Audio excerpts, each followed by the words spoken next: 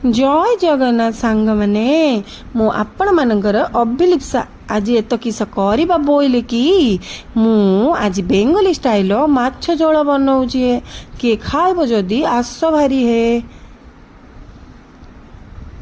इमा खाइबा को जेते टेस्टी बनेबा को सेते सहज है तो किस आ डेरी करवा है आस आस बनई दबा माछ झोल बेंगली स्टाइल रो प्रथमे किस करवा कि माछ को भल भाव धोई देबा है तापरे हलदी गुंड लवण गुंड दे भल भाव गोलई देबा है तापरे गैस रे कढ़ई बसई दबा है तापरे तेल पकई माछ को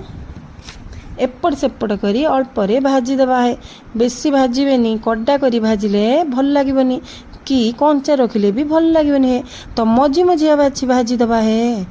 आलू को भी भाजी देबा है तापरे किस करवा कि दीटा पियाज आ 5टा रसुण खंड को कोला रसुण बा को ग्राइंडर रे ग्राइंड कर देबा है तापरे किस करवा कि कढ़ई रे आउ टिके तेल दे दबा से तेल रे कला जीरा हाफ चामच पकई दबा है कला जीरा फुटी गला परे लंबा लंबा अदा को काटिकी रखिथिबा सेगुरा को भी दे दबा है तापरे से पेस्ट को पकई दबा है जदि लंका खाउथिबे लंका भी पकई देबे है तापरे हलदी गुंड हाफ चामच लंका गुंड हाफ चामच और लवण स्वाद अनुसार पकई एपट सेपट करी भाजी देबे तापरे चिकेन मसला हाफ चामच आउ गरम मसला हाफ चामच देकी भल भाव रे कसी देबे जेते बेले साइड तेल बाहरी आसीबो सेते बेले जानबे कि कसा पूरा परफेक्ट सेते बेले पानी टिके पकई देबे है फुटिबा पई छाड़ी देबे पानी फुटिला बेलकू आलू को पकई देबे है आलू सिझिला परे टमाटो पकई दे 5 मिनट छाड़ी देबे तापरे माछ पकई देबा है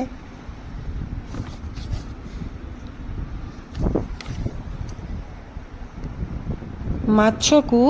धीरे धीरे एपट सेपट करिवे नहेले किस हबो जानिछ कि है माछ भांगी जीवो है एबे तो धीरे मोरी भलिया तमे धीरे धीरे एपट सेपट करिवो है एबे बेंगली स्टाइल माछ झोल पूरा रेडी हो गला है मो वीडियो जदि तम मानकु भल लागुथुबो like comment share and subscribe करने को भूलिबेनी है मो वीडियो को पूरा देखिबे स्किप करिबेनी है रहुची जय जगन्नाथ।